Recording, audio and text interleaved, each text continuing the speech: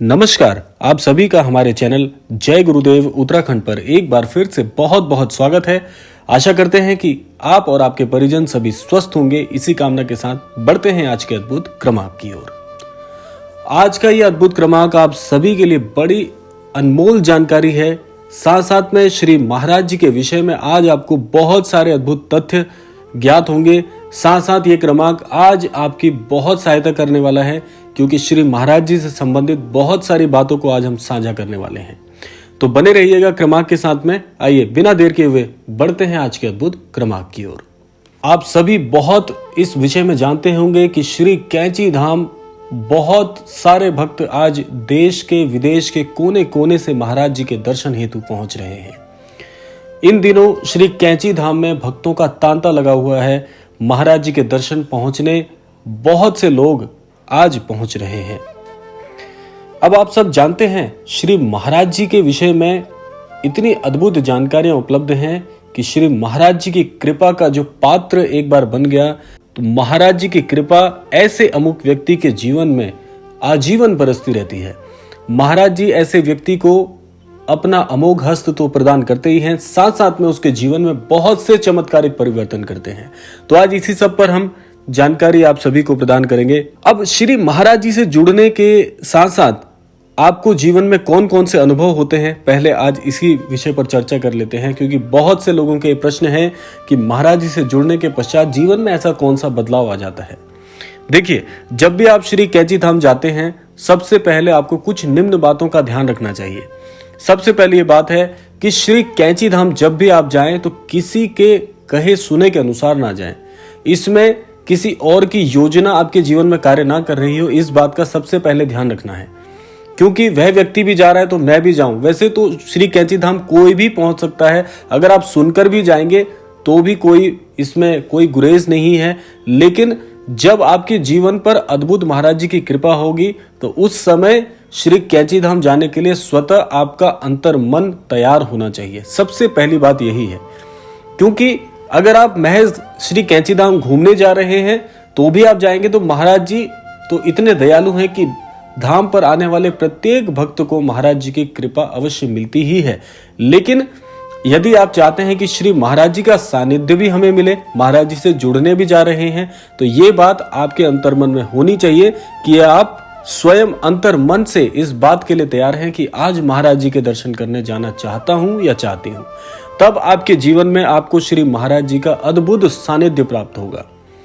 महाराज जी का एक बहुत ही अद्भुत कथन मैं आपको बताना चाहूंगा इस क्रमांक के माध्यम से, और वह कथन यह है कि महाराज जी कहते हैं कि जो भी व्यक्ति, जो भी भक्त हमारी तस्वीर के सामने आ जाता है तो वह अमुक व्यक्ति मुझे दिखना शुरू हो जाता है, मुझे दिखना प्रारंभ हो जाता है। इस बात का आशय क्या है? देखिए, इस बात का बड़ा गहरा आशय है। यदि आप महाराज जी से जुड़ने जा रहे हैं तो अगर आप महाराज जी के समक्ष, महाराज जी की छवि चित्र, महाराज जी की तस्वीर के समक्ष खड़े होकर यदि कोई बात कहते हैं तो वह बात प्रत्यक्ष रूप से महाराज जी तक पहुंचती है। अब आप सोचिए कि यदि महाराज जी वहां विराजमान हैं तो आप महाराज जी से कौन कौन सी बात कहते, कौन कौन सी इच्छा जाहिर करते, कौन कौन सी मनोकामना आप महाराज जी के समक्ष कहते। तो इसीलिए महाराज जी का ये कथन है कि जो भी हमारे तस्वीर, हमारे छवि चित्र, हमारे विग्रह के सामने खड़े होकर जो भी बात कही जाती है वह हम तक प्रत्यक्ष रूप से पहुंचती है। ऐसा अमुक व्यक्ति महाराज जी के समक्ष साक्षात्कार होकर खड़ा हो जाता है। अब आप सोचिए कितने दयालु हैं महाराज जी कि अपने भक्तों की कितनी फिक्र करते हैं, कितनी उन्हें दया रहती है अपने भक्तों के प्रति। तो इसीलिए महाराज जी से आप कभी भी कोई बात कहने में संकोच मत करिए, क्योंकि यदि आप संकोच करते हैं, यदि आप कहने से हिचकिचाते हैं, यदि आप यह सोचते हैं कि केवल धाम जाकर ही महाराज जी से कुछ कहें, तो जहां जहां भी महाराज जी का छवि चित्र, विग्रह या तस्वीर विराजमान है वहां पर महाराज जी के धाम के समान ही आशीर्वाद और महाराज जी की शक्तियां जो हैं वे विराजित रहती हैं। तो इसीलिए कभी भी इस बात में बिल्कुल संकोचित मत होइए, क्योंकि इस बात को मैं इसलिए भी आपसे साझा कर रहा हूं क्योंकि बहुत से ऐसे महाराज जी के अनन्य भक्त हैं जो बहुत दूर रहते हैं, भारत के या देश के ऐसे कोने में विराजमान हैं जहां से आसानी से श्री कैंची धाम या महाराज जी के धाम में पहुंचना थोड़ा कठिन कार्य है, या ऐसे महाराज जी के अनन्य भक्त हैं जो स्वस्थ नहीं है पूर्ण रूप से।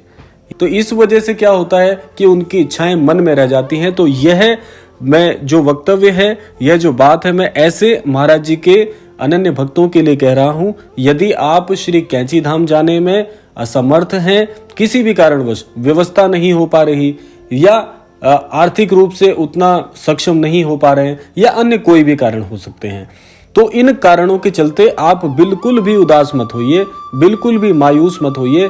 महाराज जी अपने सभी अनन्य भक्तों का ध्यान रखते हैं, इसीलिए महाराज जी की यह बात आपके लिए भी उतनी ही कारगर है कि आप अपने लिए एक व्यवस्था कर लीजिए। महाराज जी के एक छवि चित्र को अपने घर में आप स्थान दीजिए, या जहां पर भी आपके लिए सहूलियत होती है, जहां पर भी आप महाराज जी को विराजमान करते हैं, वहीं पर महाराज जी के छवि चित्र के सामने जाकर अपने मन की व्यथा कह दीजिए। आपकी हर बात महाराज जी तक पहुंच रही है। आप यह भी समझ सकते हैं कि इस क्रमांक के माध्यम से महाराज जी ये बात आप तक पहुंचाना चाहते हैं, इसीलिए शायद यह बात आपको इस क्रमांक से ज्ञात हो रही है। तो आप बिल्कुल भी मायूस मत होइए, क्योंकि महाराज जी आपकी बात सुन रहे हैं, महाराज जी तक आपकी बात प्रत्यक्ष रूप से पहुंच रही है। इसीलिए आप प्रसन्न हो जाइए, महाराज जी से कहने में बिल्कुल संकोच मत करिए, जीवन में आगे बढ़ते रहिए, महाराज जी का आशीर्वाद आशीष लेते रहिए। एक बात मैं आपको और बताना चाहूंगा, जो व्यक्तिगत रूप से मैं भी अपने जीवन में करता हूं, कि जब भी आप किसी महत्वपूर्ण कार्य के लिए निकलते हैं, आप जिस भी कार्य क्षेत्र में कार्यरत हैं, आप जो भी कार्य करते हैं, व्यवसायी हैं या आप अन्यत्र कोई भी कार्य करते हैं, तो अपने कार्यस्थल पर जाने से पूर्व महाराज जी का दर्शन करना बिल्कुल मत भूलिए।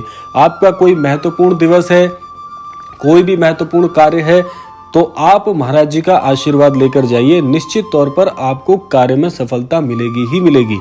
और सबसे पहले एक कार्य और कर सकते हैं कि दिन की शुरुआत होने से पूर्व आप महाराज जी का दर्शन करिए, महाराज जी को नमन करिए, स्नान आदि करके महाराज जी को दीप प्रज्वलित करिए और महाराज जी से आशीर्वाद मांगिए कि हे महाराज जी, मेरा दिन बहुत अच्छा गुजरे, मेरा हर समय क्षण क्षण आपका ध्यान हो और ईश्वर की कृपा मिलती रहे। महाराज जी के समक्ष ये बात कर कर निकलिए।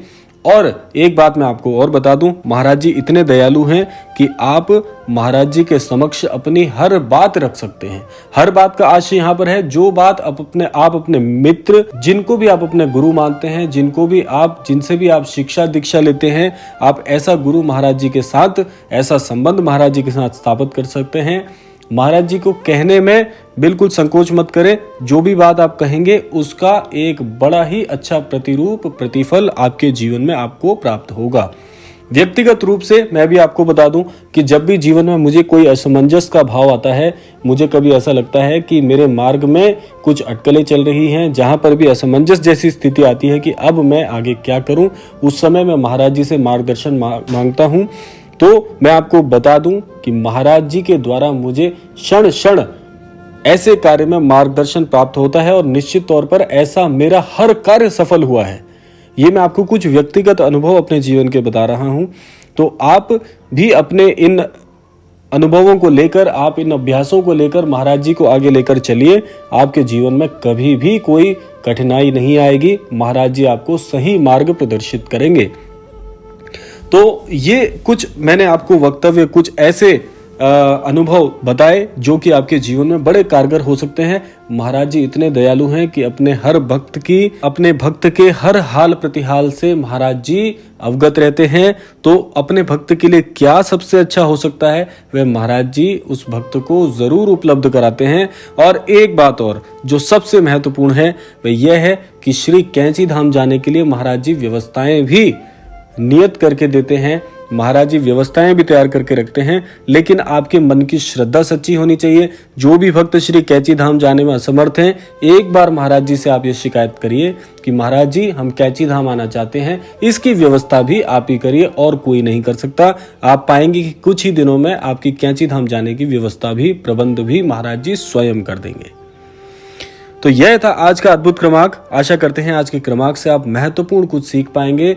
और इसी कामना के साथ विदा लेने का समय भी आ गया है। विदा लेने से पूर्व समय है प्रार्थना का। आज के क्रमांक से मैं यही प्रार्थना करना चाहूंगा कि महाराज जी सभी को सद्बुद्धि प्रदान करें, सन्मति प्रदान करें, सभी का मार्गदर्शन करें और आस्थावान बनाएं। इसी कामना के साथ विदा लेते हैं। मिलते हैं अगले क्रमांक में। तब तक के लिए जय श्री राम, जय गुरुदेव, जय उत्तराखंड।